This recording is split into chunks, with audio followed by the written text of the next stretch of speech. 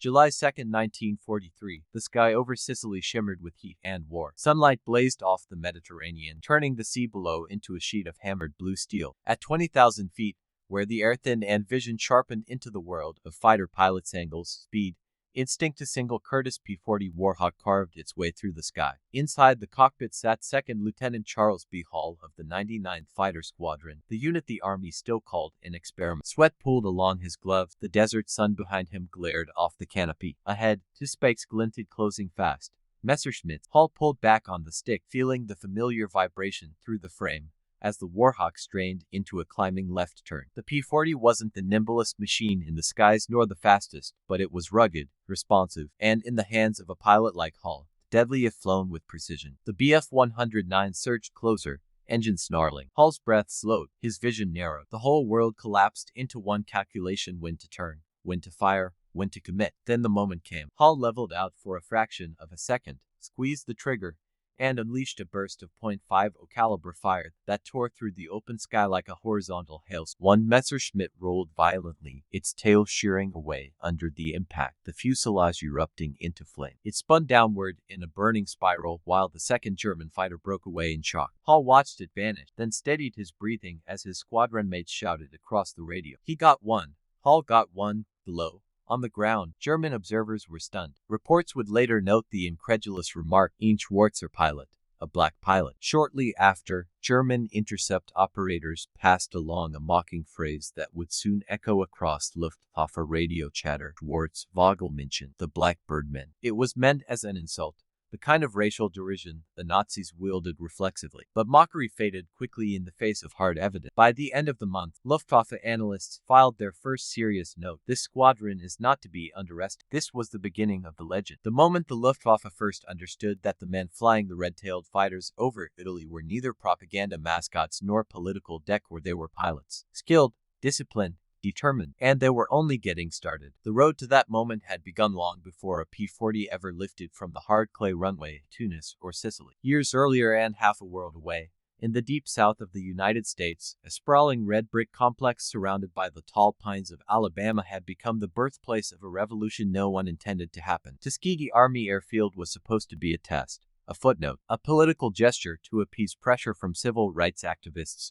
black newspapers, and sympathetic politicians. But to the War Department, especially its more conservative officers, it was little more than an experiment, a chance to say they had tried. Few believed African Americans were capable of flying complex warplanes. The prejudices of the age were woven deeply into military doctrine. Reports from Army psychologists, now infamous for their pseudoscience, insisted black Americans lacked the technical ability, emotional control, and spatial reasoning needed to succeed as aviators. The Army built Tuskegee as a self-contained island. Black pilots trained by black instructors, maintained by black mechanics, watched by skeptical white overseers who expected the whole enterprise to collapse quietly. Instead, something remarkable happened. Under the Alabama sun, guided by the visionary leadership of men like Charles Chief Anderson, Benjamin O. Davis Jr., and countless unsung instructors, a stream of disciplined, brilliant pilots emerged, almost 1,000 of them. They mastered the PT-17 Stearman, the BT-13 Valiant, and eventually the AT-6 Texan, progressing from unsteady first flights to perfecting the art of aerial gunnery, formation flying,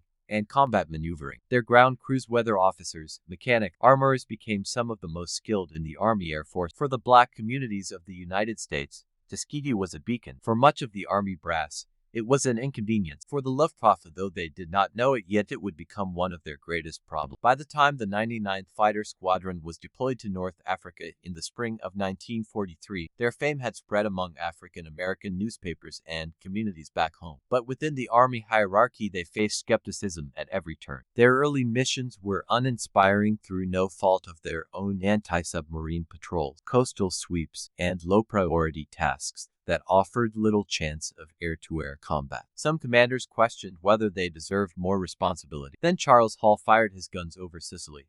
Nothing would ever be the same again. In the months that followed their first victory, the Tuskegee Airmen's combat role steadily expanded. After the Allied invasion of Italy, the 99th flew attack missions against German supply line, rail yard, and troop position. Their resilience impressed commanders flying P-40s through thick flak, strafing columns of armored vehicles in the mountains, and returning through storms that battered their aircraft with ice and wind. But the true turning point came when the 99th joined the 332nd Fighter Group, forming the nucleus of the force that would soon be known worldwide as the Red Tail. By early 1944, the combined units were based at Ramitelli Airfield, a dusty expanse on the Adriatic coast where the wind carried the smell of sea salt and engine oil. Their mission changed dramatically. Escort the big bombers flying deep into enemy territory. Bomber crews feared these missions more than any other. The German homeland bristled with anti-aircraft guns, radar sights, and roving packs of fighters. The Luftwaffe, though increasingly strained, still possessed deadly pilots, veterans of the Battle of Britain, North Africa,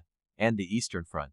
They flew Messerschmitt Bf-109s and Focke-Wulf FW-190, aircraft that could tear through bomber formations like wolves through a herd. To counter them, the Allies needed fighter escorts that would not break formation, not chase glory, not abandon the bombers at the first sign of combat. They got the Red Tail. At first, the 332nd flew P-47 Thunderbolts, heavy, durable aircraft able to both escort and strike ground targets. But in February 1944, they received the sleek, silver-bodied P-51 Mustangs that would become synonymous with their legend. The Mustangs' long range allowed them to escort bombers from Italy to Austria, Romania, Germany, even as far as Czechoslovakia and Poland. Their engines, the Packard-built Merlin V1650, roared with 1,400 horsepower, giving them the speed to chase the enemy high and far. To make their aircraft instantly identifiable and to instill pride, the 332nd painted their vertical stabilizers a vivid crimson red. From that moment on, they became the Red Tails, icons of the sky. Bomber crews described the sight of their red-painted tails slipping into formation as a surge of relief. If you see a red tail, they said, you know you're coming home. German pilots noticed too. The crimson tails were impossible to miss, slicing through the bright blue sky like banners of defiance. Luftwaffe intelligence soon began writing about Die Roten Schwan. Some German pilots mocked them, others feared them. Rumors circulated among German units about black pilots in silver Mustang, a concept many found hard to reconcile with the propaganda they'd consumed for a decade. But propaganda meant nothing at 30,000 feet. Skill did, and the Red Tails had it. They flew tight. They flew disciplined. They refused to abandon the bombers, even when German fighters tried to lure them away. While other American escort groups sometimes chased enemy fighters far from the formation in pursuit of individual kills, the Red Tails stayed locked where they were needed. This discipline would soon reshape the air war. In the late winter of 1944 and early 1945, as the snow settled across the Italian Apennines and the winds tore through the valleys, the Red Tails fought mission after mission in conditions that tracked themselves into memory. Frost collected on cockpit frame, oxygen masks iced over, engines struggled for breath in the thin, frigid air. The men flew anyway. The Luftwaffe's strength was dwindling, but its desperation made it fierce. Experienced German aces, men with 50, 60, even 100 kills, were now mixed with young, barely trained pilots forced into combat. The skies over Europe grew unpredictable. One moment nothing. The next, a sudden swarm of FW-190s diving from above. On January 27, 1945, the Red Tails were escorting bombers over the Po Valley when they engaged a formation of German fighters. The dogfight lasted mere minutes but ended decisive. Two German aircraft fell. No Red Tails lost. Bomber crews, watching from the glass noses of their B-17, could hardly believe what they saw. Precision, calm, teamwork. Word spread quickly. Can we have the Red Tails tomorrow? Bomber crews began asking. And the next day, the answer was often yes. At their peak, the Red Tails escorted bomber streams into Vienna, Munich, Budapest, Regensburg, and Berlin, piercing the very heart of the Reich. They would be tested most dramatically on March 24, 1945. That morning, the largest bomber stream yet assembled for an Italian-based raid lifted into the sky. Their target was Berlin, a city crumbling under the weight of total war, where anti-aircraft guns still ringed the capital like a steel crown, and where the Luftwaffe intended to make a final stand using the most advanced aircraft ever flown in combat, the jet-powered Messerschmitt Me-262.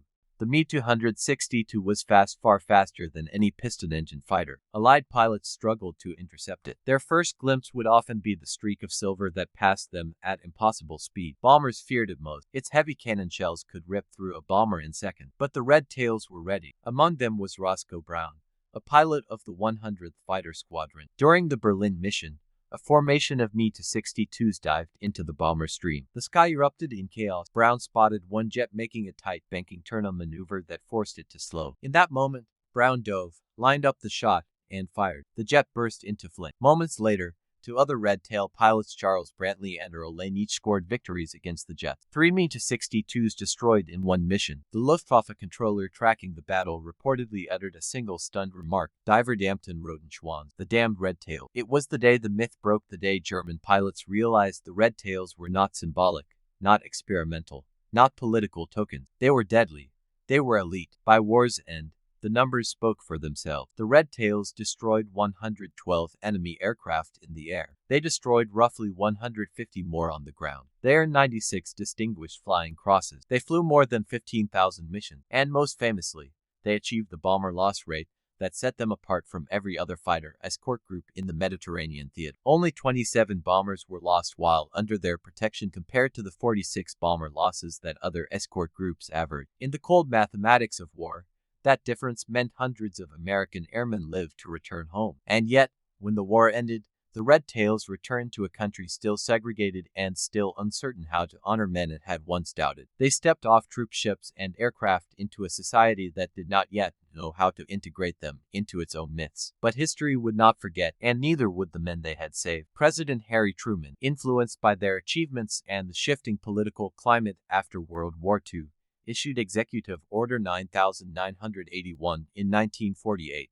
desegregating the U.S. Armed Forces, a quiet acknowledgement that the Red Tails had proven what racism had denied. From that moment forward, the sky was open to all. The return home for the Tuskegee Airmen was a paradox wrapped in a uniform. They arrived as decorated veterans of the most technologically sophisticated war ever fought, yet stepped off troop ships and trains into a nation where their service was met with silent suspicion, or, at best, polite indifference. The same pilots who had dueled the Luftwaffe at 30,000 feet could not sit at a white-only lunch counter or sleep in an unsegregated barrack. Their journey had taken them across continents, over mountain ranges, through thunderheads and tracer fire, but the greatest challenge waited on American soil, where combat skill could not silence the slow machinery of prejudice. For many, the contradiction was unbearable. How could a man who had stared death in the face over Berlin be asked to step off a sidewalk to let a white civilian pass? How could a pilot who had protected a B-24 bomber crew with unwavering discipline be refused service at a diner outside his own airfield? Some Tuskegee Airmen wrote later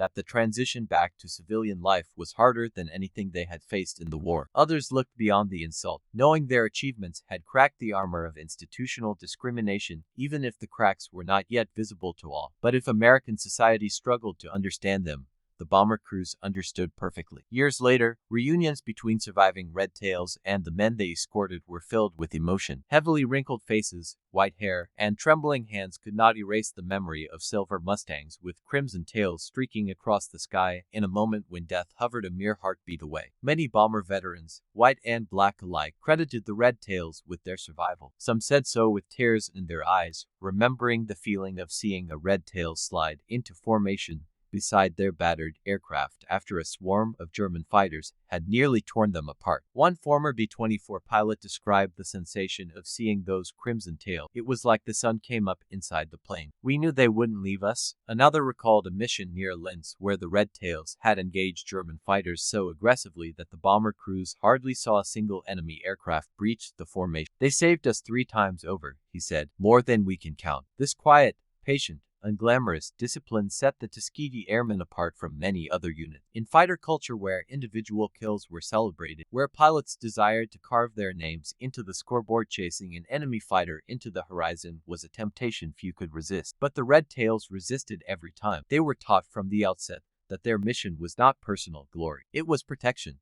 Their value was not measured in kills but in bombers returned safely. This philosophy became ingrained in their training, their ethos, their identity. They were guardians. Meanwhile, Luftwaffe intelligence officers were struggling to reconcile their own reports with years of Nazi propaganda. For a decade, the regime had depicted black Americans as inferior, incapable of modern combat, unable to master the sciences or technology of industrial warfare. Yet here they were, flying the finest American fighters, outmaneuvering German aces, destroying Messerschmitts and Focke-Wulf, and beating jet aircraft in aerial duels. The cognitive dissonance was profound. One captured German pilot, interrogated after the war, admitted that the first time he saw a black pilot he thought it was a malfunction of his eye. We had been told it was impossible, he said, not unlikely impossible. But impossibility had fallen from the sky in red-tailed Mustang, leaving burning wreckage across Europe. German pilots began trading stories among themselves. Some swore the black pilots were exceptionally aggressive, others insisted they were cautious. A few believed the red tails flew differently, more calculated, more protective, more united. But one theme appeared consistently in German accounts: respect, even grudging admiration. One German ace, interviewed decades after the war, stated simply, "They were very good, better than many of our best, and they protected their bombers like no one else." This was not faint praise. It was an admission of truth carved into the cold mathematics of aerial warfare. As winter thawed into spring in 1945, and the war careered toward its brutal end, the Red Tails continued flying escort missions deep into the collapsing Reich. The skies over Europe were changing dramatically. German aircraft production had been devastated by bombing raids. Many of the Luftwaffe's best pilots were dead, injured, or exhausted. Fuel shortages meant fewer training hours for new recruits. Some young German pilots went into combat with less than 20 hours of flight time, an advanced aircraft-to-death sentence for many. But the danger was no less lethal. The skies were filled with flak bursts that looked like black flowers blooming violently in the air. German fighters, even in their weakened state, could still tear through bomber formations with devastating effect. Jet aircraft added a new layer of unpredictability, and through it all, the Red Tails remained unwavering. They flew missions to Munich, Budapest, Klagenfurt, Ploesti, Regensburg, and Vienna. They traversed the Alps, soaring over ridges where clouds clung to jagged peaks, entering valleys where anti-aircraft fire exploded upward in lethal pattern. They escorted bombers deep into the Danube basin, where German industry still clung to life. Each mission added to their growing legend. On April 26, 1945, one of the final major escort missions was launched. Rumors swirled among the pilots, rumors of Hitler's bunker, of SS divisions dissolving into chaos, of Soviet forces pushing deeper into Berlin. The skies, once filled with hundreds of German fighters, were now strangely empty, yet the Red Tails did not relax. Their discipline held firm until the very end. Flying over northern Italy, a red-tail pilot spotted a lone German fighter attempting to flee east. He dove after it, fired a short burst, and sent the aircraft crashing into a field. It was one of the last German planes destroyed in the European theater, and fittingly, it fell to a Tuskegee pilot. When the war finally ended in Europe on May 8, 1945, that day the Red Tails found themselves standing at a crossroads. They had done what no one expected. They had proven their worth beyond question. But their symbolic victory over racism in the skies did not translate instantly to equality on the ground. The returning pilots were greeted with cheers by some, indifference by others. Many were ordered to return to segregated bases. They wore the same uniforms as white servicemen, carried the same medals, and bore the same scars from combat, but were denied the same right. Some were forced to enter through back doors of bus stations or train depots. Others were told they could not use officers' facilities despite being officers themselves. They had fought for a freedom they themselves did not yet fully possess. Yet beneath the surface, change was coming. President Harry Truman, a man not known initially as a civil rights reformer, studied reports of wartime performance across all branches of the military. Among the most striking findings were the operational results of the Tuskegee Airmen. Their bomber escort record,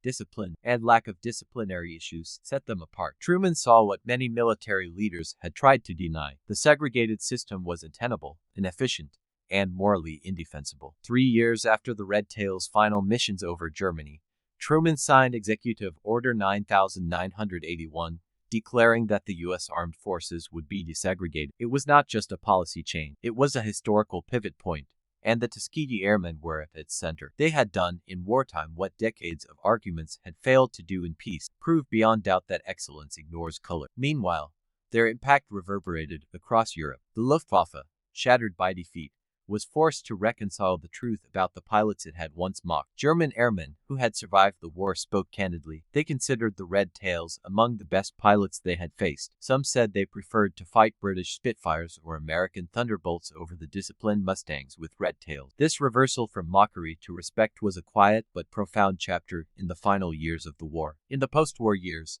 the Red Tails built lives that reflected their resilience. Some became commercial pilots, though many airlines initially refused to hire black aviators. Others became engineers, educators, were civil rights leaders. A few stayed in the newly desegregated Air Force and rose to high rank. Their legacy radiated outward, influencing the generations that followed. Every young black aviator who entered a cockpit after 1945 walked in their shadow. Every aerospace engineer who studied aerodynamics, every flight officer who dreamed of soaring through the cloud, found inspiration in those men who had written their story in the sky when the world least expected it. Their impact extended to Hollywood films, history book, and classroom, but more importantly, their example reshaped the culture of aviation itself. The Red Tails did not simply fight in the war. They changed the trajectory of American identity. They dismantled a barrier that had stood for centuries with nothing more than discipline, courage, and absolute mastery of the air. Today, their red-tailed Mustangs appear in museums, airshows, and murals not as relics of a segregated past,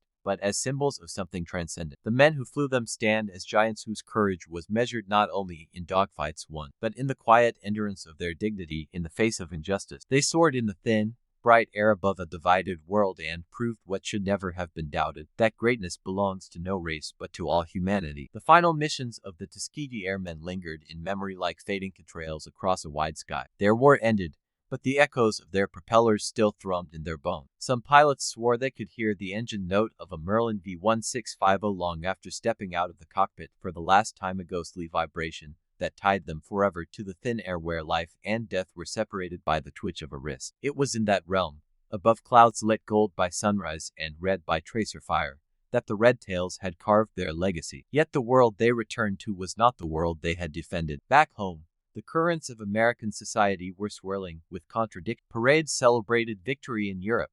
Newspapers printed headlines about peace returning. But beneath the surface, a familiar segregation still held firm, resting in laws, customs, expectations. Train stations had white and colored entrances. Restaurants maintained separate seating. Housing developments wrote discriminatory clauses into deed. And while military officers pinned medals to the uniforms of the Tuskegee Airmen, those same airmen often walked out the door into a society that insisted on keeping them apart. Still, something fundamental had changed. The men themselves had changed. They carried with them a sense of purpose forged through war, through discipline, through combat. And they had seen places: North Africa, Sicily, Italy, Austria, Germany, where the color of the skin mattered less than the color of the aircraft diving at your sick. They had seen allies cheering for them, enemies respecting them, and war demanding that competence outrank prejudice. This new perspective would shape the next phase of their lives. Some Red Tails stayed in the military. Lieutenant Colonel Charles Chuck Dryden, who had flown missions over North Africa, Italy, and Austria, remained an instructor and mentor for younger black pilots. Benjamin O. Davis Jr.,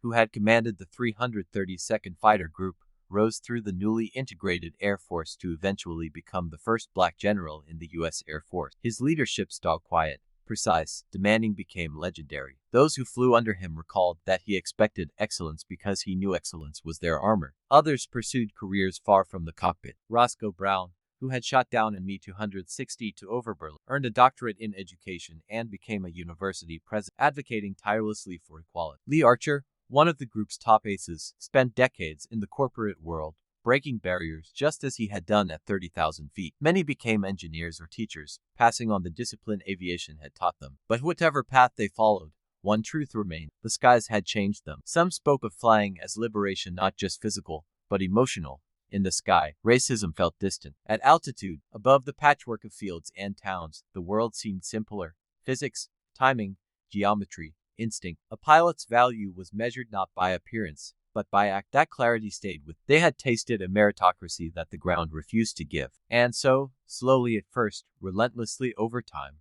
they helped bring the principles of the cockpit down to earth. The impact of the Red Tails on the civil rights movement is often understated, yet their influence is unmistakable. They were living proof that segregation's logic was a lie. They had succeeded in the most demanding technical role of the war, mastering machines at the cutting edge of modern engineering. Their victories flew in the face of every falsehood that segregation tried to uphold. During the late 1940s and early 1950s, black Americans fighting for equality could point to the Tuskegee Airmen as evidence, not argument. They were not theory. They were fact. A Tuskegee veteran named George Hardy, who would later fly in the Korean War and Vietnam War, once said, "We gave the nation something it could not deny." That something became a cornerstone of the push toward desegregation in the armed forces and, later, In society at large, the military was forced to reckon with the truth first. Their own data betrayed the prejudice embedded in their structure. The performance reports, mission outcomes, and discipline records showed that the 332nd Fighter Group ranked among the best units in the Mediterranean. Truman's integration order was not an act of charity, it was an act of recognition. The war had proven that segregation was not only unjust but inefficient. As black airmen integrated into the Air Force,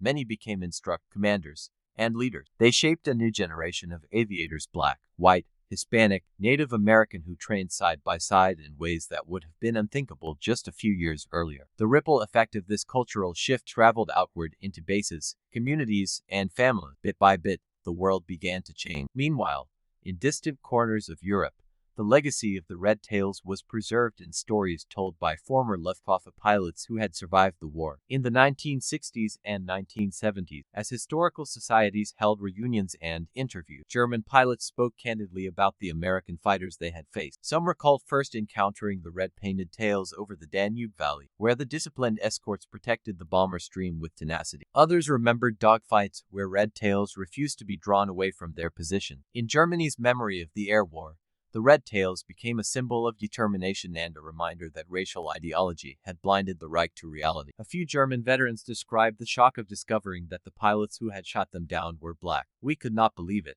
one said. "We had been told they were incapable of such things, but the skies had told another story." Truth, written by fire and steel, leaves little room for prejudice. As the years passed, the story of the Tuskegee Airmen entered a new phase. Remembrance air shows across the country began featuring reenactments of their mission. Museums restored P-51 Mustangs in red-tail livery. Pilots, some in their 80s, stood beneath gleaming aircraft and told wide-eyed children about the days when they had raced through the sky with the wind screaming around their canopy frame. Some veterans struggled to speak of the war. Others could not stop. For many, the memories were bittersweet. Pride mingled with the losses of comrades and the weight of a world that had underestimated them. They remembered the faces of those who did not return, whose planes broke apart in fire or fell silently into the sea. They remembered the friends who vanished into cloud cover, never to emerge. A few remembered the German pilots they had fought. Some felt no animosity toward them. Others carried unresolved questions. Did the men they shot down survive? Did they have family? Did they know who had been flying the red-tailed Mustang that ended their mission? War leaves many threads untied, but among the pilots themselves, one memory stood taller than the rest: loyalty. They remembered the bond that tied them together, born not of race or circumstance, but of shared risk. They had trusted one another with their lives. In the cockpit, every pilot was equal before the laws of physics and the judgment of the enemy, and because of that, they trusted one another more deeply than they trusted the society that segregated them. It was this loyalty, above all else, that protected the bombers. They flew not for medals or fame, but for the men in the slow, heavy aircraft ahead of them, men they would likely never meet on the ground, but whose survival depended entirely on their protection. The bomber crews, in turn, felt a unique gratitude toward the Red Tail. Long after the war, many sought them out, wanting to thank the men who had kept them alive. At reunion, surviving bomber crews embraced aging Tuskegee pilots, some with tears streaming down their cheeks. "You saved us," they said. "You saved my whole crew." One former bomber gunner told an interviewer, "If not for the Red Tail, I would not be here. My children would not be here. My grandchildren would not be here." Legacy is measured not only in medals, but in the lives preserved. By the 1980s and 1990s, the Tuskegee Airmen were no longer a footnote in history, but a revered chapter. Hollywood told their story, sometimes imperfectly, but with admiration. Schools named buildings after them. Streets were dedicated in their honor. They were invited to the White House, celebrated on national television, and recognized as American heroes. In 2007, the surviving Tuskegee Airmen received the Congressional Gold Medal, Congress's highest civilian honor. Many were frail by then, their bodies bowed by time, but they stood proudly as the nation applauded. It had taken decades, but at last the country acknowledged what had been true from the beginning. They had been among its finest warriors. One elderly pilot, leaning on his cane, whispered to a younger companion, "I never thought I'd live to see this." Above him, projected on a screen, photographs showed rows of young men in leather flight jackets, goggles hanging around their necks, standing proudly beside their P-51 Mustang. The airmen in the photos were immortal, frozen in time, forever ready to climb into the sky. Their aging counterparts in the audience, hair white and hands trembling, carried the weight of that legacy. They were the last living links to an era when red-tailed Mustangs roared across the war-torn skies of Europe. Yet even as age thinned their numbers, their story grew. Teachers taught it, Museums enshrined it. Pilots recounted it. Children listened. And somewhere, in a classroom or an airshow or a quiet living room, a young person gazed at a photograph of a P-51 with a crimson tail and thought, "I want to fly." The legacy continued not as memory alone, but as a spark. The memory of the Red Tails did not fade when the last of their Mustangs shut down on the quiet airfields of 1945. Instead, it began to drift, like a slow-rolling current, from the men who lived it to the world that would inherit. Stories told in living room, in cramped VFW halls, in high school auditorium, began weaving themselves into the broader fabric of American history. And as these stories circulated, one truth emerged: the Tuskegee Airmen had not only changed a war, they had changed a nation. Yet to fully understand the magnitude of their impact, one must return to the world they came from before the sky opened its doors to them. For many of these men, their childhood memories were filled with contradictions. A nation that promised liberty but practiced segregation. A school system that taught democracy but denied equal opportunity. A society that celebrated freedom abroad but restricted it at home. They grew up in small towns across the South and Midwest, on farms and in city neighborhoods, surrounded by both the weight of prejudice and the quiet determination of their community. Some remembered seeing airplanes for the first time at traveling airshows, watching barnstormers loop and dive across the sky while onlookers gasped. Others remembered reading about Lindbergh's transatlantic flight and feeling the first spark of wonder. Many built model airplanes or listened to the sound of engines overhead and dreamed. But at the time, those dreams seemed impossible. Black Americans simply did not become military pilots. Then came Tuskegee. When the program opened, it drew recruits whose motivations were as varied as their background. Some were driven by a desire to fly.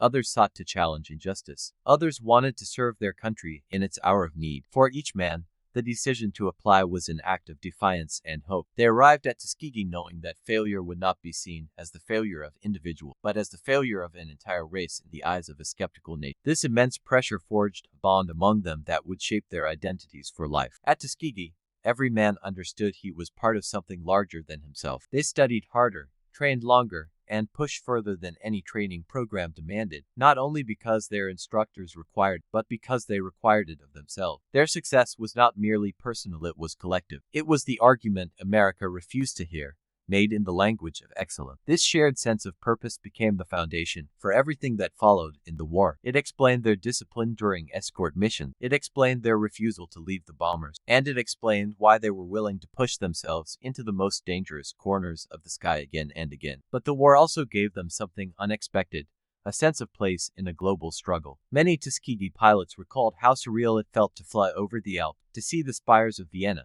to watch the shadow of their aircraft sweep across Italian vineyards. They flew over landscapes their ancestors, enslaved on American soil, could never have imagined seeing. They flew for a nation that did not fully accept them, yet they represented that nation with dignity and lethal precision. They fought fascism abroad while living under discrimination at home. It was an irony they understood deeply, and it was this irony that fueled their determination to represent the best of America, even when America did not represent the best of them. One striking aspect of the Red Tails' legacy was the impact they had on the bomber crews they escorted. Bomber pilots and gunners were among the most vulnerable servicemen of World War II. They flew long missions at high altitude, often under withering flak and enemy fighter attack. The casualty rates among B-17 and B-24 crews were staggering. Missions deep into Germany could feel like suicide runs. A bomber group might send 30 aircraft into the sky and see only half return. To these men, the appearance of fighter escorts was nothing short of salvation. One bomber pilot, interviewed decades later, described the moment a flight of Red Tails slid into formation beside his B-24. It was like watching angels take shape out of the cloud. You felt your heart lift because you knew someone was out there fighting for you. Another veteran recalled turning to his crew and saying, "Red Tails, we're going to make it home." This gratitude translated into a profound bond. Many bomber veterans spent years searching for the men who had saved them. Some found them at reunions. Others sent letters. Others simply wept when they watched old footage of the red-tailed Mustangs soaring across grainy black and white film. For the Tuskegee pilot, this bond mattered deeply. They had fought for recognition, for respect, and for equality. To them, the sincere gratitude of bomber crews was validation more powerful than any medal. It was proof that their work had mattered not as an experiment or a political gesture, but as warriors. The political and social impact of the Red Tails grew steadily in the years after the war. Their success stripped the intellectual foundation from military segregation. When Truman signed Executive Order 9981, integrating the U.S. Armed Forces, he cited performance, morale, and justice. But behind these broad terms lay a quiet truth. The Tuskegee Airmen had proven that segregation was neither defensible nor logical. They had provided the military with the data, hard, unforgiving numbers that no prejudice could refute. Once the military integrated, a cascade of change followed. Black officers rose to higher rank, training programs diversified. Bases ceased to enforce the old division. The military became one of the first large American institutions to systematically dismantle segregation. This transformation would eventually ripple into civilian society. Some historians argue that without the Red Tails, the civil rights advances of the 1950s and 1960s might have unfolded differently or more slowly. The symbolism of black men excelling in a high-technology field during the 1940s sent a message that resonated across the nation. It inspired activists, it challenged lawmakers, and it encouraged young people, black and white alike, to reconsider the assumptions they had been raised with. But beyond these broader historical currents, the personal stories of the airmen reveal something even more profound. The war gave them not just a place in history,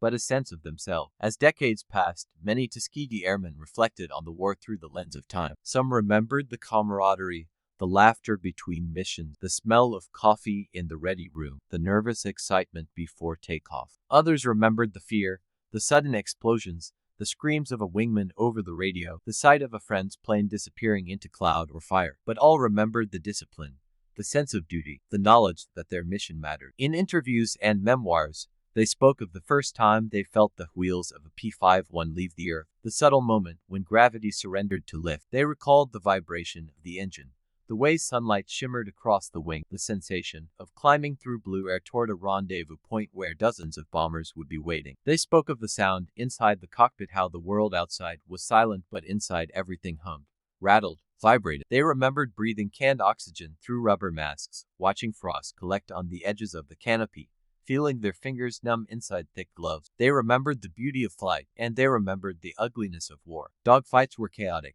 brutal, disorient. A fighter pilot had less than 2 seconds to decide whether an enemy aircraft was turning toward him or away from him. One wrong move could put a man in the gun sights of an ace who had survived dozens of deadly encounters. The Red Tails learned to read not just metal and motion, but human intent, to anticipate the moment when a German pilot would brake left, or dive, or attempt a vertical climb. In many cases, those instincts saved their lives. They recalled the first time they saw an Me-260 to streak past a blur of metal that seemed impossible to match. They remembered the shock, the awe, and then the determination. They found ways to catch the jets during takeoff, landing, or at low speeds. They studied their weaknesses. They learned. It was this analytical approach, rooted in discipline, that helped them survive where so many others did not. As the years continued, the Red Tails found themselves invited to speak at schools, universities, and military academies. Young cadets listened with admiration, often realizing for the first time that the path they were walking had been paved by those who had flown before them. In classroom, the airmen spoke not just about combat, but about perseverance, responsibility, and the importance of standing firm against injustice. Some told painful stories, others shared humorous ones. A few kept their darkest memories to themselves, but all understood their role to ensure the next generation knew that history was not an abstract series of events but a tapestry woven by real people, some of whom bore scars the world would never see. Many Red Tails lived long enough to witness the transformation of American aviation. They saw the jet age, the space race,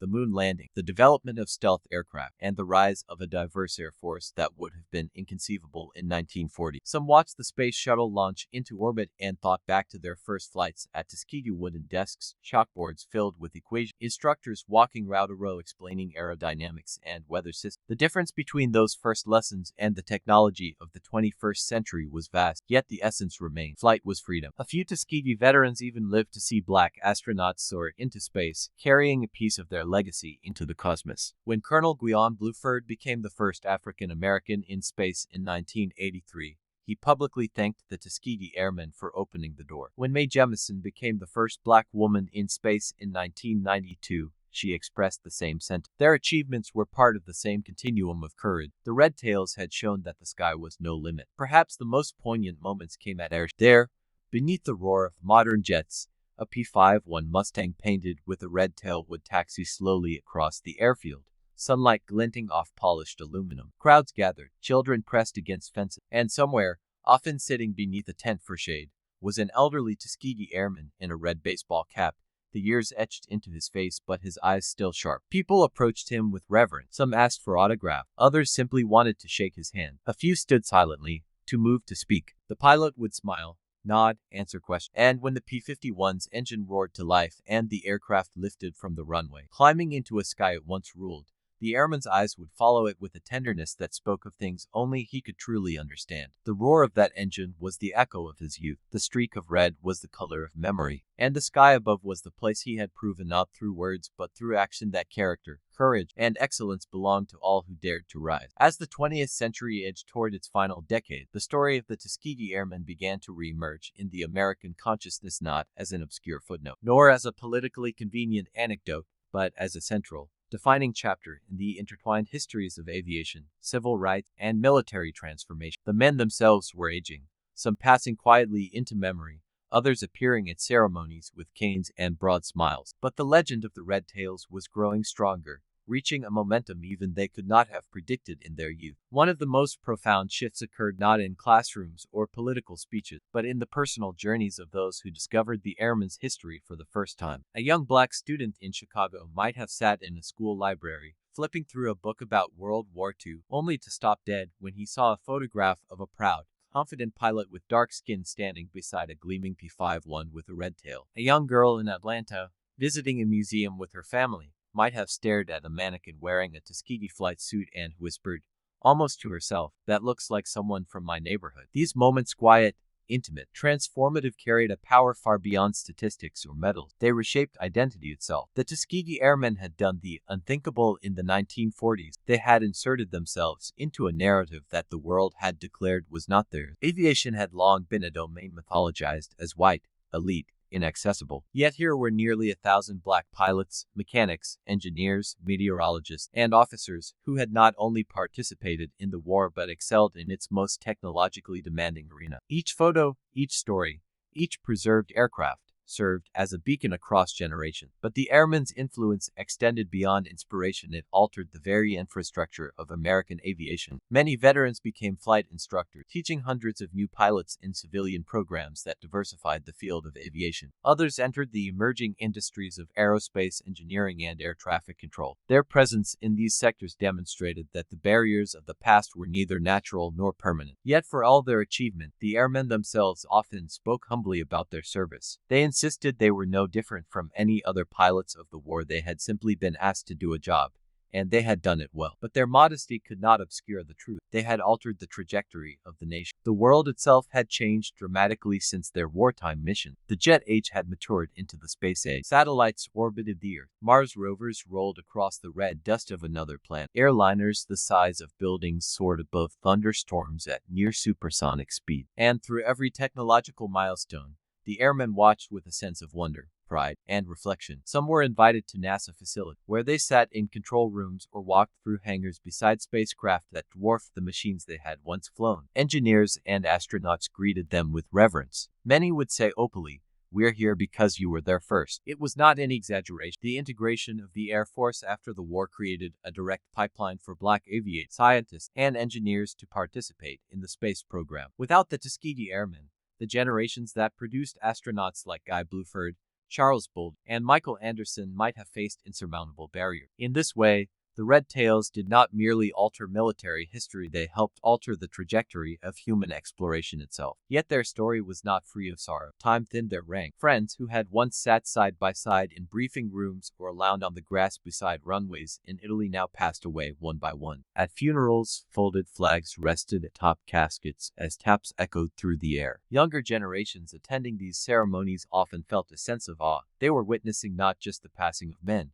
but of an era. Still, the airmen remained connected to one another. They attended reunions, some in wheelchairs, others using walkers, all wearing the distinctive red jackets or red baseball caps that marked them as Tuskegee veterans. At these gatherings, they told stories that had grown smoother over time, worn into shape like stones polished by a river. They talked about the dust at Ramitelli Airfield, which clung to uniform, boots, and exposed skin. They talked about the pranks young pilots played on one another to ease the tension of combat. They talked about the instructors at Tuskegee whose stern expressions hid secret pride. They talked about the letters from home, some filled with encouragement, others with reminders of the discrimination waiting for them after the war. But most often, They talked about the sky. One veteran, his voice soft with age, said during an interview, "You've never seen blue until you've seen it at altitude." Another added, "You've never felt alive until you've flown a fighter." Their descriptions were poetic, almost spiritual. For them, flight had been more than a military assignment, it had been a revelation. In the 1990s and 2000s, Hollywood and television took renewed interest in the Red Tail. Documentaries aired on national network. Films brought their story to millions who had never heard it. Some dramatizations took liberties, as films often do, but at their core,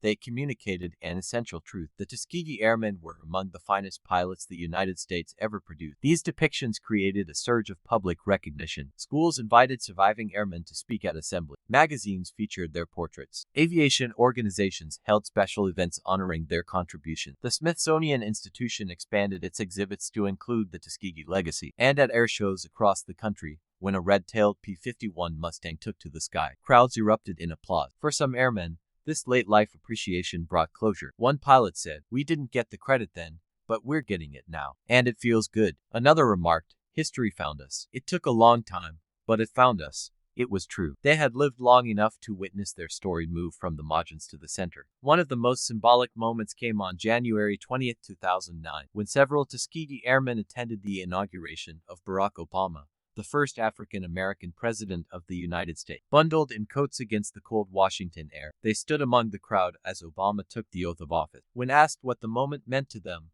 one veteran said simply, "I never thought I'd see the day." Another added, "This is what we fought for even when we didn't know it." Their presence at that inauguration formed a bridge between generations separated by nearly a century. From the segregated airfields of Alabama to the highest office in the land, the arc of history had bent in a way that echoed the long, rising climb of a fighter plane breaking through cloud. Yet for all the public recognition, the most poignant moments were often private. A child approaching an elderly airman to say, "Thank you." A young pilot telling a veteran, "You inspired me to fly." A stranger handing a letter that began with the words, "Because of you." In these exchanges, the airmen saw the full scope of their legacy, not measured in medals or missions, but in lives shaped by their example. Their story was no longer confined to history books or military records. It lived in the hearts of those who drew courage from their perseverance. Today, the legacy of the Tuskegee Airmen endures in many forms: in museums, in films, in classrooms, but perhaps most powerfully in the culture of the modern United States Air Force. The values that guided the Red Tails: discipline, integrity, teamwork, form the foundation of contemporary aviation training. Their story is taught not as an exception, but as a standard. And at ceremonies where new pilots receive their wings, instructors sometimes remind the graduates, "You walk in the footsteps of giants." Those giants once took to the sky in machines powered by pistons and propellers, navigating by dead reckoning and instinct. They flew without modern radar, without advanced avionics, without computerized targeting systems. Their world was a place where the margin between life and death was measured in seconds and inches. Yet they soared. They fought. They protected, and in doing so, they transcended not just the limits of the sky, but the limitations imposed upon them by the society below. The story of the Tuskegee Airmen is the story of a group of men who answered their nation's call with courage in their hearts, wind in their faces, and fire in their engines, and in answering that call, they reshaped the world. The passing years brought not only recognition for the Tuskegee Airmen, but also a deeper, more nuanced understanding of what their service represented. It became clear that their story was not merely one of military achievement. It was a story about the nature of possibility itself. They had overturned assumptions that had calcified for generations. They had shown what lay beyond the limits society imposed on them. And as more Americans learned about the Red Tail, the questions that once constrained the lives of black citizens began to dissolve. In countless living rooms across the country, black, white, and otherwise, the story of the Tuskegee Airmen inspired conversations about courage, talent, and the consequences of prejudice. Parents sat with their children watching documentaries or reenactments and said, "This is what determination looks like." Teachers assigned research projects on their mission. Students, who may have once skimmed past World War II as a distant abstraction, suddenly found themselves captivated by the sight of polished Mustangs streaking into the sky, piloted by men who looked like heroes they had never been taught to imagine. In this way, the Red Tails continued to fly across the minds and dreams of new generations. But the airmen themselves remembered the journey not as legend, but as lived experience. Some spoke with a quiet sadness about the comrades who never returned. The war had taken many of them in their youth, freezing their faces in time like sepia-tone photograph. Those lost pilots remained forever young in the memories of their surviving squadron mates. One veteran recalled walking past an empty bunk after a mission, knowing the pilot who once slept there had been swallowed by the sky. Another remembered the sound of a friend's voice over the radio, panicked, crackling, fading. A few remembered the burning silhouettes of Mustangs falling through cloud bank, their red tails trailing smoke like a final, anguished signature across the air. These memories never softened, even decades later. They were stories the airmen carried silently, sharing only when someone asked at the right moment, with the right tone, at the right stage of mutual trust. People know what we accomplished, one airman said in an interview, but they don't know what it cost. Yet despite the pain,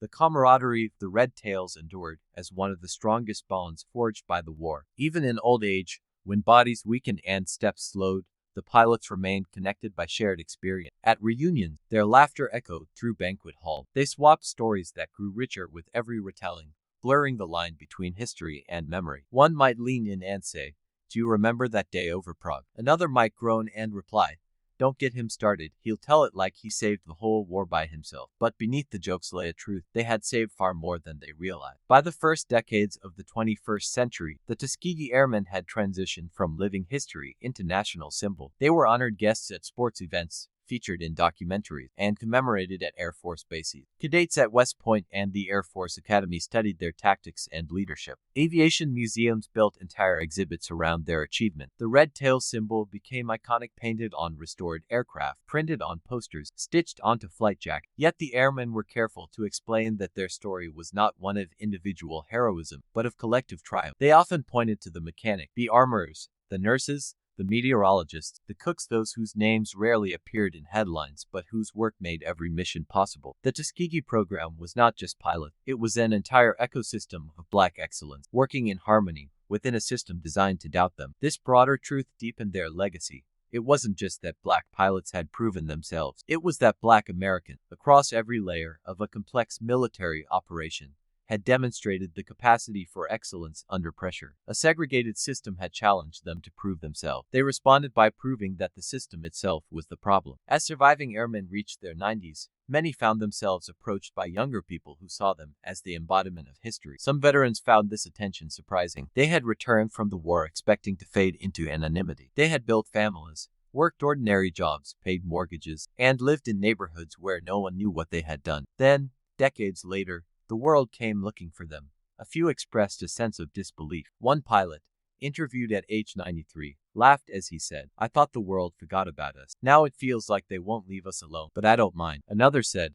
with tears in his eyes, "We just wanted to fly. We never imagined any of this." Their humility was a striking contrast to the enormity of their impact. One of the most extraordinary aspects of their legacy was its international dimension. Overseas, particularly in Italy where they had been stationed, the Red Tails were remembered with fondness. Italian villagers who had lived through the war recalled the sight of black American pilots training or preparing for missions. Some remembered sharing food with them, helping them with supplies, or watching their planes take off at dawn. Decades later, these memories resurfaced in local records, oral histories, and small memorials placed at former airfields. In Germany, too, the story struck a chord. Some former Luftwaffe pilots who survived the war later wrote about the shock of encountering African-American pilots. Their accounts, once filtered through disbelief, eventually carried a tone of respect. One German veteran wrote, "They were disciplined, they were steady, they were a problem for us." He later added, "We assumed many things. We were wrong about almost all of them." These reflections added another layer to the story. The Tuskegee Airmen had transformed not only American perceptions but German ones as well. They were living contradictions to Nazi racial ideology, and their success chipped away at its lies. In this sense, their missions were not only tactical victories, they were ideological victories. Toward the final years of their lives, many airmen took on the role of mentors, speaking to youth program, aviation academies, and ROTC units. They taught not by boasting but by sharing truths honed through experience. They told young pilots, "Stay disciplined, know your aircraft, protect your wingman, do your job right, even if no one believes you can." These simple principles had guided them through war and through life. To each generation that followed, their words became a living inheritance. Some young listeners would later become military pilots themselves. Some would work in aerospace. Some would become engineers. Some would simply carry the lesson of perseverance into whatever path they chose. The influence of the Tuskegee Airmen flowed outward in ways statistics could never measure. Perhaps the most powerful symbol of their enduring legacy was the continuation of the red tail spirit in modern flight teams and commemorative squadrons. The U.S. Air Force frequently referenced their story in speeches and ceremonies. The Air Force Thunderbirds, the nation's premier demonstration team, honored them at events. Modern pilots flew in tribute formations, missing one aircraft, the Missing Man formation, to honor fallen warriors. Meanwhile, organizations around the country restored P-51 Mustangs to flying condition and painted them in the iconic red-tail livery. At air shows, the roar of their engines drew crowds of thousands. When AP-51 lifted its nose and leapt into the sky, performing a low pass or a victory roll, it carried with it the ghosts of the men who had once flown the same kind of aircraft through flak and fire. Children who watched these airshows often asked, "Who flew those planes?" And in the telling of the answer, the legacy grew stronger. Some of the airmen lived long enough to see the 70th anniversary of their wartime achievement. By then, they were few in number, but their presence carried immense weight. At one event, a young cadet approached a 96-year-old Tuskegee pilot in a wheelchair and saluted him sharply. The airman, his hand trembling slightly, returned the salute with perfect form. "Sir," the cadet said, "you paved the road I'm walking." The old pilot nodded, his eyes bright. "We paved it for you," he said. "But you," he added softly, "you keep it smooth." In the end, perhaps the most enduring truth of the Tuskegee Airmen was not found in their victory, nor in the medals pinned to their uniform, nor even in the desegregation order their service helped achieve. It was found in the transformation they sparked inside the minds of those who saw what they had done. For a nation, their legacy was a revelation. For a world, it was a challenge. For the future, it was a promise. And for the men themselves, it was the simple, quiet knowledge that they had done their duty with honor, with skill, and with the unmistakable roar of a red-tailed Mustang rising into the boundless sky. In the twilight of their years, many Tuskegee Airmen found themselves contemplating a question they had rarely paused to consider in their youth. What had it all meant? Not just the dogfight, or the missions, or the racism they had challenged, but the whole journey, from the dusty runways of Alabama to the frigid skies over Germany, and onward through decades of post-war America that they helped shape in ways large and small. Some found this meaning in the faces of young cadets who approached them with awe. Others discovered it in the changing landscape of American society, where black pilots flew commercial jets, commanded wings, or sat in the cockpits of space shuttles. Still others felt it in the simple gratitude of people who approached them at public events to say, "Thank you. We know your story now." They had lived long enough to witness history catching up to them. But for many, the deepest meaning lay in memory, in the sound of old engines they could still hear when they closed their eyes at night, in the feel of flight gloves worn soft by use, in the echo of the briefing where they once gathered behind maps filled with arrows, altitude, and targets that now lay silent beneath the dust of time. Memory was their companion, both warm and weighty. One such memory, often recounted by surviving pilots, revolved around the moments before a mission. The ritual was always the same. Dawn's first light would creep across the Adriatic horizon, cool and blue. Mechanics fueled the aircraft, their hands moving with practiced efficiency. Armorers loaded .50 caliber rounds into wing-mounted gun belt. Crew chiefs inspected every rivet, every connection, every control surface. The pilots stood nearby, reviewing their assignment, adjusting their flight suit, breathing slowly to steady their nerves. And then came the grip. It happened before nearly every mission. A crew chief, black like the pilot, but seldom recognized in the same way, would place a hand on the pilot's shoulder and say a quiet word, "Bring her back," or "Do your job," or simply, "You got this." This bond between pilot and crew chief was sacred. Pilots trusted their aircraft with their lives, and the aircraft depended on the hands of men whose names the world rarely learned. A crew chief's pride soared with every successful mission. His heart sank with every aircraft that failed to return. Many Tuskegee Airmen later said that the real heroes of the program were the ground crews. They worked in mud, in rain, in heat that shimmered off the steel frames of parked planes. They slept less than the pilot, they worried more, and they seldom received the credit they deserved. Yet they were the backbone of the Red Tails. Another memory often resurfaced in the stories of the airmen the first time they realized the German pilots were taking them serious. It happened gradually. Early encounters were marked by taunts over intercepted radio chatter, snide comments about Schwarzwagelmenschen, and expectations of easy kills. But by late 1944, the tone had shifted. German fighters avoided the red-tails formations. Luftwaffe pilots warned each other that the red-tailed Mustangs were trouble. And in interrogation rooms after the war, captured pilots acknowledged, sometimes with a wry smile, that they had underestimated them. One Tuskegee veteran recalled chasing a German fighter during a mission over southern Germany. As he approached firing range, he saw the enemy pilot crane his neck and look back. Their eyes met for a fraction of a second, just long enough for the German to register who was behind him. He looked shocked, the veteran said, and then he fought like the devil to get away. The memory made him laugh decades later. But the moment had been deadly serious. In the sky, respect was earned by skill alone. In their later years, many airmen were invited to Germany to speak with aviation historians, students, and even former Luftwaffe pilots. Some hesitated at first. Memories of war were not easy to revisit, and the idea of meeting men they had once tried to kill felt surreal. But those who went found something unexpected: closure. One former red-tail pilot sat across from a retired German ace in a small Bavarian museum. They shook hands. The German pilot, now in his 80s, leaned forward and said, "I lost friends to your group, but I tell you honestly they were the best you had." The Tuskegee pilot nodded. "We lost friends too," he replied. They talked not of ideology or politics, but of flight, of the feel of a stall, the tremor before an engine failure, the surge of adrenaline in a dive. In that moment, the war dissolved between them, leaving only two old men who had once shared the skies. This kind of reconciliation, quiet and private, became one of the unexpected results of the Red Tail's story. They had not only changed American hearts, they had softened some German ones as well. As the airmen grew older, their memories of wartime seemed to sharpen. Perhaps it was because the world had become noisier, more complicated, and the cockpit of a Mustang represented a clarity they no longer found elsewhere. Perhaps it was simply nostalgia, but their recollections often contained vivid sensory detail. They remembered the smell of high-octane aviation fuel, the metallic taste of oxygen flowing through the mask, the cold bite of altitude that crept into their bones, the way sun glinted off the wing, turning the plane into a silver arrow, the sudden jolt of turbulence as they crossed mountain range, the thunderous recoil of 8.50 caliber guns firing in unison. They also remembered the silence after a dogfight ended, the eerie calm that followed the chaos, broken only by the hum of the engine and the distant murmur of the radio. Some called that silence the loneliest sound in war.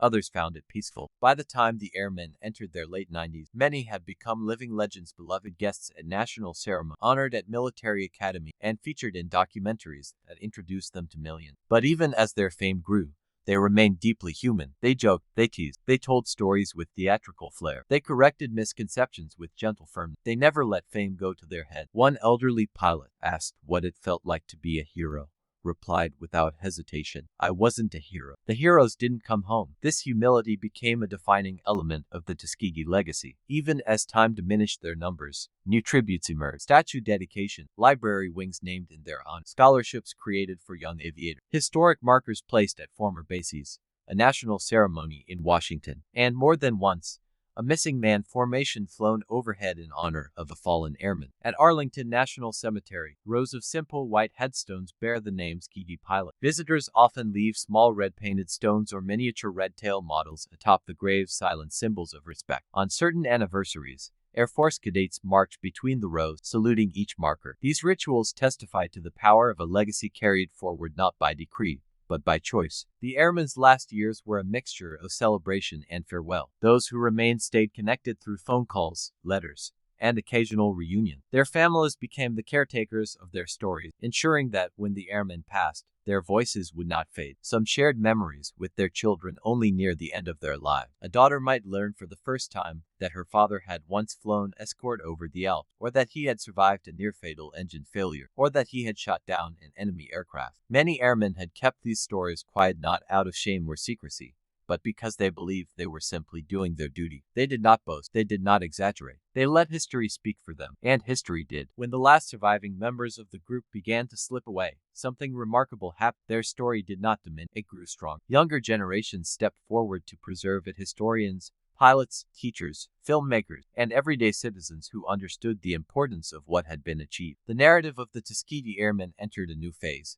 one not carried by living witnesses but by guardians of memory. Museums built immersive exhibits with artifacts from Tuskegee Army Airfield. P-51 Mustangs were restored to flyable condition in their honor. Aviation groups created red-tail commemorative flight. Schools incorporated their story into history curricula. And across America, murals appeared on walls, vivid paintings of red-tailed fighters soaring through clouds with fierce beauty. The image of a red tail became a symbol of excellence across boundaries, and the idea of the Tuskegee Airmen became something larger than the men themselves. It became a testament to what courage, discipline, and perseverance can achieve even when the world stands in opposition. As the 21st century progressed, the airmen's influence reached beyond aviation. Their story became part of broader discussions about representation, diversity, and the importance of inclusivity in fields traditionally close to marginalized groups. When organizations debated how to encourage more diversity in STEM fields, the Tuskegee Airmen were cited as a historical precedent. When the Air Force sought to inspire new generations of pilots, it invoked the red tail. When civil rights leaders spoke about progress, they referenced the airmen as proof that America's ideals could be realized. Their story helped shape the national narrative of resilience. And in the end, perhaps that was the most profound victory the Red Tails achieved, not the missions completed,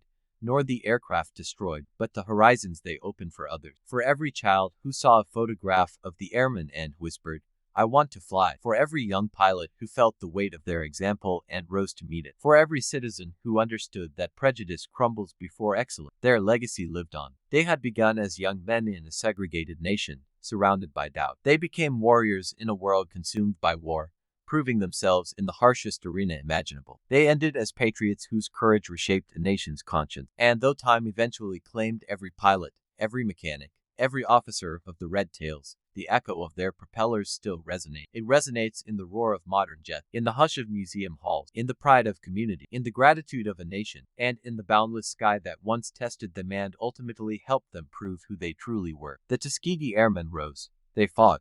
They prevailed, and they left behind a horizon forever widened by the stroke of their wing. In the final stretch of their long life, many Tuskegee Airmen found themselves reflecting on the unlikely arc their story had taken, how it had begun as an experiment, endured as a struggle, evolved into a triumph, and finally settled into a legacy that would outlive them all. What once felt like a private chapter of their youth had become a cornerstone of American identity, and in these later years, they began to see how deeply the world had absorbed their story. Some of them spent these years visiting schools or speaking at events where the audience hung on every word. Others chose quieter lives, enjoying retirement, grandchildren, and the calm that comes after a lifetime of turbulence both in the skies and on the ground. Yet whether they spoke publicly or privately, each carried within them the memory of a moment when their lives had intersected with history in ways they could not have foreseen. One veteran often described the feeling of walking through a modern airport and seeing black pilots wearing commercial airline. "Every time I see one," he said, "I think there he goes, flying through a door that was closed to me when I was his age." He never said it with bitterness. It was pride,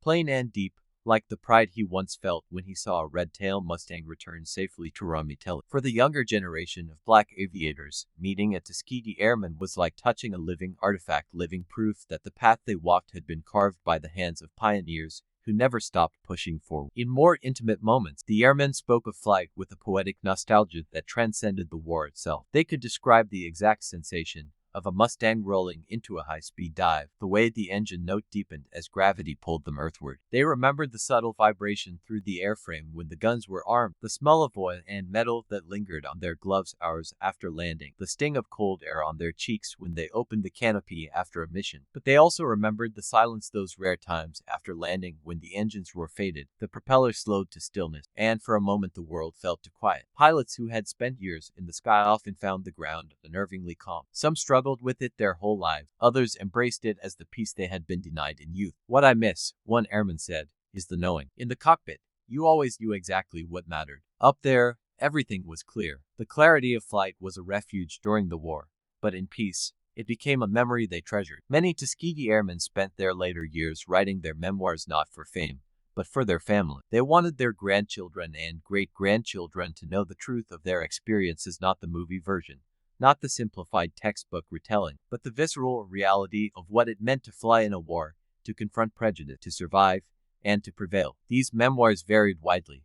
Some read like technical logs, filled with details about engine, altitude, and flight pattern. Others read like poetry, describing the emotional weight of taking off into uncertain sky. A few were raw, unflinching in their portrayal of the racism they endured both before and after the war. But they all carried a common thread: resilience, the kind that is tested in the air and proven on the ground. In these reflective years, The airmen were also increasingly recognized not just as war heroes, but as civil rights trailblazers. Historians began to argue that the desegregation of the U.S. military was one of the most significant catalysts for the broader civil rights movement and that the Tuskegee Airmen had provided the irrefutable evidence needed to dismantle racist assumptions embedded in military policy. It is difficult to overstate the significance of this transformation. Before the war, Black Americans were largely excluded from roles requiring advanced technical skill. After the war, the Tuskegee Airmen had demonstrated mastery of the most complex machinery of their era. They had shattered one of the strongest pillars of segregation, the belief that ability was determined by race. It was a revelation the country could not ignore. And so, as the movement for civil rights gained momentum in the 1950s and 1960s, the story of the Red Tails became a quiet but powerful source of strength. Activists like Rosa Parks, Martin Luther King Jr., and John Lewis grew up hearing about the men from Tuskegee who had proven that justice and equality were not abstract ideals, they were achievable reality. One civil rights leader, speaking at a memorial for a Tuskegee Airman, said, "You didn't just open the sky, you opened the future." Even internationally, the airmen found their story resonating in unexpected ways. In Europe, scholars wrote about the psychological impact the Red Tails had on Luftwaffe pilots. In Africa and the Caribbean, young independence leaders cited the airmen as proof that colonial narratives of racial hierarchy were lies. In Asia, diplomats referenced their story when discussing global movements for equality. The legacy of the Red Tails transcended borders. Their achievements in the sky became a universal symbol of the human capacity to defy prejudice through excellence. As the new millennium unfolded, the Tuskegee Airmen began to appear at events celebrating breakthroughs in Black aviation. When a Black pilot took command of a commercial airline, a Tuskegee veteran might be there in the audience. When a new generation of Black engineers graduated from prestigious aerospace programs, a Tuskegee Airman might send a congratulatory letter. When the first Black four-star general of the Air Force received his promotion, he openly thanked the Red Tails for paving the way. These moments created a chain of legacy stretching from the 1940s into the present, connecting past and future with a clarity as sure as a compass reading. The airmen could see themselves in these achievements. They recognized the seeds they had planted. Toward the very end, one question surfaced repeatedly during interviews. What do you want young people to learn from your story? The airmen gave many answers, but one stood out, spoken in various ways by many of them. Don't let anyone tell you what you can't do. It was the distilled essence of everything they had lived. The training, the prejudice, the missions, the triumph. It was a truth carved in the skies over Europe and carried home to a country that needed to hear it. Even as their voices grew faint, this message remained strong. And in the quiet moments when they sat beneath the open sky, perhaps at a ceremony, perhaps on their porch at home, the memories would return like a warm. The feel of sunlight on the canopy, the rumble of the engine, the red tail slicing through blue air, the knowledge that, for a few precious years, they had soared above the world and changed it from the sky. Their lives had been a testament to possibility. Their story had been a testament to truth. And their legacy was a testament to the enduring power of courage. The Tuskegee Airmen had risen. They had guarded. They had endured. And though time claimed them one by one, the sky they conquered remained wide open for all who followed. In their final years, as the world moved at a pace they could barely recognize, the Tuskegee Airmen found themselves surrounded by a paradox they had come to accept with quiet dignity. While their bodies aged, their story seemed to grow younger. New generations discovered it as if it had happened yesterday. Children who had never known a world without smartphones stared wide-eyed at men who had once strapped themselves into metal machines and hurled into the sky at 400 miles an hour. Teenagers whose history books were filled with digital timelines learned that history was not lines on a screen, but flesh and blood, men who breathed, who bled, who dared. And the airmen themselves felt something that surprised them. Relevant. Some of them joked about it. Imagine, one pilot laughed at a reunion, leaning heavily on his cane. "We were too black to fly in 1941, and now they won't stop putting us on TV." Another added, "If the generals who doubted us could see this, they'd choke on their cigars." But beneath the humor was a tender truth. For many years after the war, the Tuskegee Airmen had felt forgotten. Their achievements were overshadowed by larger narrative, buried beneath decades of silence. But now, the country they had served, sometimes grudgingly, often imperfectly, embraced them with gratitude they had waited a lifetime to hear. It was a kind of homecoming. Some of the airmen had outlived expectations by decade. They attended events in wheelchairs, pushed carefully through crowds that parted respectfully around them. Their hands were thin now, bones sharp beneath soft skin. Their voices were gentler, breath sometimes shallow. But when asked about flying, Their eyes brightened with a flicker of the young men they once were. One historian described it perfectly after interviewing a 98-year-old pilot. When he talked about war, he was 98. When he talked about flying, he was 20. For flight had been more than a skill or a duty. It was a calling, almost spiritual. Even those who never flew again after the war carried the sensation inside them, like a secret pulse that kept beating long after the wings were gone. In these final decades, gatherings of the Tuskegee Airmen carried a bittersweet rhythm. The men would reunite, greet one another with warm embraces, reminisce about old times. And then, during the memorial portion of the evening, a bell would ring. One toll for each airman who had passed since the last reunion. At first, the list was short, then longer, then heartbreakingly long. By the 2010s, the bell tolled again, and each sound echoed with the weight of a life lived in defiance of barriers few others could understand. Family members cried softly. Younger pilots saluted. The surviving airmen bowed their heads. Yet even in these solemn moments, there was triumph. The men they honored had flown. They had served. They had changed history. And though they were gone, none of them had been lost. In one of the last large gatherings attended by a significant number of Tuskegee airmen, an elderly pilot so frail he needed help standing took the microphone. The room quieted instantly. With a trembling voice, he said, "I didn't think we'd be remembered. Not really. We flew our mission. We came home. We got jobs, raised families, lived our lives. That was enough for me. But to see all of you here," his voice cracked slightly, "to see the young people, the pilots, the soldiers, it means the world." He paused, steadying himself. "We were just men," he continued. "We made mistakes. We struggled. We were scared sometimes, but we did our duty. And if our duty helps any of you to do something you love, or to stand tall, or to believe in yourself when someone tells you you're not good enough, then that's our victory." The room erupted in applause. People rose to their feet. The old pilot lowered his head, overwhelmed. It was a simple speech, but it carried the weight of a century. As the airmen dwindled to only a handful, museums and families began the quiet work of preserving their artifacts. Flight jackets stiff with age, goggles scratched from missions long past, medals, some kept in drawers for decades, letters mailed from Italy, browned by time, photographs taken at ramshackle airfield, the young pilots smiling in the sunlight with a confidence the world would soon learn to respect. Even their logbooks became treasured documents filled with neat handwriting describing missions half a world away. Some entries were routine, escort to Linz, no enemy contact. Others carried the unmistakable gravity of combat, engaged bandits. RTB with one confirmed.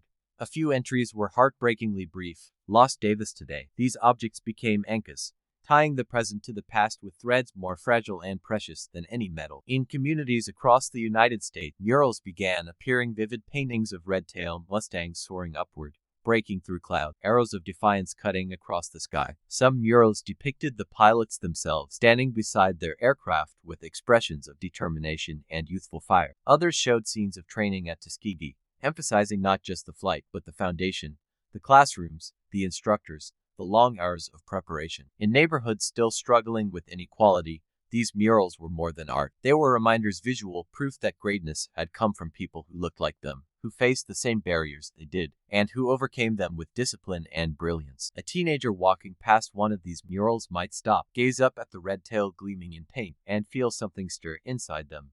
Ambition, curiosity, courage. This was how legacies lived, not in statues alone, but in spark. As historians continued to publish work on the air war over Europe, the reputation of the Red Tails grew stronger still. New analyses of mission records revealed even greater precision and discipline than earlier reports had shown. Declassified documents offered fresh insight into how high-level commanders increasingly relied on the Red Tails during some of the most dangerous phases of the strategic bombing campaign. Their bomber loss record, once debated, became understood as one of the clearest indicators of their success. Their jet kills, once seen as extraordinary, were now acknowledged as a testament to their ability to adapt, analyze, and execute under extreme pressure. Their impact on liftoff and morale, subtle but real, became a subject of scholarly interest. Far from diminishing with time, their combat achievements grew sharper, more defined, more deeply appreciated. In these years, many airmen received honors they once believed out of reach. Streets were named after them. Universities awarded honorary doctorates. The U.S. military promoted some posthumously, correcting the injustices of the past. In Washington, a statue standing in quiet dignity commemorated their service, and thousands of visitors paused before it each year, reading the inscription and contemplating the story behind it. Some of the airmen lived long enough to witness these honors. Others did not, but the meaning of these recognitions extended beyond individual lives. They were acknowledgments by a nation that had finally fully understood what the Red Tails represent. They were not simply warriors. They were proof that courage and competence can overturn even the deepest prejudice. Proof that excellence speaks louder than hate. Proof that the sky, once opened, never closes again. As the very last airmen reached their centennial year, they became symbols of endurance. Reporters sought their interviews, documentarians filmed their recollections, students traveled from states away just to shake their hands. Doctors and nurses caring for them in their final days often felt humbled, knowing the frail men in their care had once strapped into roaring aircraft and leapt into war. One nurse recalled caring for a Tuskegee veteran who, during a quiet moment, whispered, "I still dream of flying." She asked, "What do you see in the dream?" He smiled faintly. "Blue. Just blue." And then, as the inevitable happened and the ranks of the surviving airmen thinned to only a precious few, the story passed fully into the hands of those who had never lived it but who felt it all the same. The final Tuskegee airmen were laid to rest with full honor. Folded flags were placed into the hands of grieving families. Bugles played tap. And overhead, in tribute, modern fighters roared across the sky in the missing man formation, a gesture the Red Tails themselves once performed for fallen wingmen. People cried openly. Veterans saluted. Children covered their hearts. The last of the Red Tails were gone, but their legacy remained. Not in a single monument, nor in a single book, nor in a single film, but in 1,000 stories told across 1,000 places. In the pride of communities, in the inspiration felt by every young person who dared to dream of flight, in the culture of an Air Force that had once doubted them but now revered them, in the shifting currents of a nation striving to live up to its ideal. Their lives had been forged in adversity, their victories had been written in the sky, and their legacy had become part of the American soul. They had soared when the world said they could not. They had fought when the world said they should not. They had triumphed because they knew they must. And now, their story would continue, carried by all who understood the truth they embodied. The sky belongs to those who dare to rise. In the years after the last Tuskegee airmen passed, a quiet but profound shift took place in how their story was told. It was no longer simply a tale of bravery or racial triumph. It became a cornerstone of understanding what America could be at its best, and what it had once nearly failed to become. Museums updated their exhibits, school curricula deepened their coverage, filmmakers approached the subject with greater nuance, and across the nation, thousands of people, teachers, pilots, military officers, historians took up the responsibility of keeping the flame alive. The airmen themselves were gone, but their presence was everywhere. In Air Force bases where modern pilots walked down hallways filled with photographs of their forebears. In classrooms where children colored pictures of P-51 Mustangs with bright red tails. In college dormitories where aviation students taped posters of the 332nd Fighter Group above their desks. In homes where families displayed shadow boxes containing medals, wings, and patches belonging to grandfathers or great-uncles who had once flown into battle. The Red Tails had become more than individual. They were myth, memory, and mirror, a reflection of who America had been and who it hoped to be. One of the most poignant developments of the 21st century was the emergence of young black pilots who traced their lineage not through blood, but through inspiration. They carried the legacy not in their DNA, but in their ambition. A young boy in Detroit watched a documentary on the Tuskegee Airmen and decided then and there that he would fly. A young girl in Baltimore saw a red-tailed Mustang at an airshow and whispered, "I want to be in the cockpit." A teenager in Texas, struggling with self-doubt, read about how the airmen fought racism before fighting Nazis and realized that discipline could beat obstacles. A cadet at the Air Force Academy studied the combat reports of the 332nd Fighter Group and found a roadmap to confidence. These children did not meet the airmen, but the airmen reached them nonetheless. One modern pilot put it perfectly. "They taught me that excellence is a language no one can argue with," and this truth reshaped not just individual dreams, but whole institutions. The U.S. Air Force, now fully integrated and diverse, embraced the Tuskegee legacy as part of its core identity. Training programs invoked their discipline. Leadership courses studied their resilience. Tactical lessons analyzed their escort philosophy, the unwavering commitment to protect the bombers above personal glory. In the halls of the Air Force Academy, a bronze statue of a Tuskegee airman stands with eyes cast forward, as if still scanning the horizon for danger. Cadets touch the statue's boot before exams or flights, a ritual, almost superstitious, grounded in respect. Some modern pilots wear small red patches inside their flight suit. Others paint tiny red stripes inside cockpit compartments where no one else will ever see them. A few name their aircraft after Tuskegee legend. These gestures, small but sincere, bridge decade. They ensure that even in an age of advanced avionics and digital warfare, the spirit of the Red Tails remains anchored in the sky. Even beyond the military, their story continued to resonate, especially in moments of national reflection. When conversations about race, equity, and identity surged, the Tuskegee Airmen became a symbol of how excellence can shatter assumptions. They offered a narrative that was neither angry nor naive, it was resolute. Their story confronted America with its contradictions, a nation that had segregated its defenders, a military that doubted the loyalty and capacity of men who ultimately proved indispensable, a society that forced its heroes to fight two wars, one abroad, one at home. With time, the country learned to honor not just their triumph, but the injustice they had overcome. As one journalist wrote, the Tuskegee Airmen did not simply break barriers, they revealed them, shattered them, and soared above the pieces. But even as the story broadened, it continued to be defined by intensely personal threads, the moments and memories that shaped individual lives. One surviving letter from a Tuskegee pilot, written in 1944, described the fear of his first night mission. The sky is dark as you can't see the ground. You can barely see your wingman. Then somewhere below you there's a war happening, and you feel like the whole world is holding its breath. Another letter, penned after a particularly difficult escort mission, read, I saw a bomber go down today. I couldn't get to him in time. I'll never forget that falling flame. Yet amid the darkness, there were moments of light. Letters describing laughter between missions, descriptions of meals shared with Italian villagers, notes about camaraderie in the ready room, reflections on the first snowfall the pilots ever saw in Europe. Years later, these letters became treasured artifacts, windows into the lives of men who had once been young, hopeful, fearful, determined. As scholars continued their research, they found that the airmen's story was not confined to the war year. Many had gone on to shape the post-war world in ways that rarely made headlines but profoundly affected society. Some became principals at schools that would later produce civil rights leaders. Some became engineers who contributed to early NASA projects. Some became lawyers who fought for equality in courtroom. Some became mentors, shaping generations of young men and women who saw in them a standard to uphold. Their influence stretched far beyond the cockpit. Meanwhile, the public fascination with the airmen continued to grow. Documentaries and movies reintroduced their exploits to wide audiences. Authors wrote detailed histories that captured the complexities of their experience. Reenactors painted their aircraft to resemble the Red Tails and flew them with pride at airshows, narrating their stories to crowds. One airshow pilot,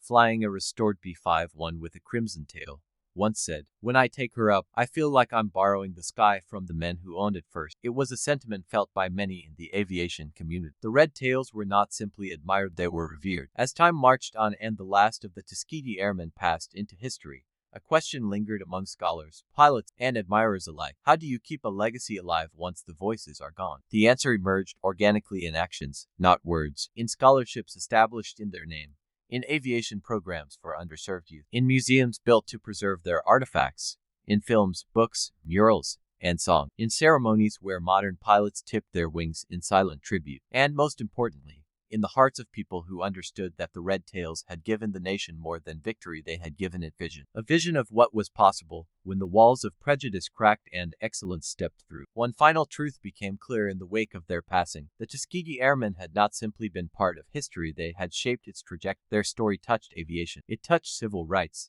It touched military policy. It touched national identity. And it touched the dreams of countless children. It endures not because it was improbable, but because it was undeniable. Not because it was convenient, but because it was courageous. Not because it was perfect, but because it was true. Their legacy, like their Mustang, climbed steadily into the heavens straight, unwavering, defiant. And now, though the men themselves are gone, their story continues with every student who reads their name, every pilot who takes to the sky, every citizen who seeks justice, every person who believes limitations can be challenged. For the Tuskegee Airmen taught the world a lesson it desperately needed. Greatness has no color. Courage has no boundary. The sky belongs to all who dare to rise.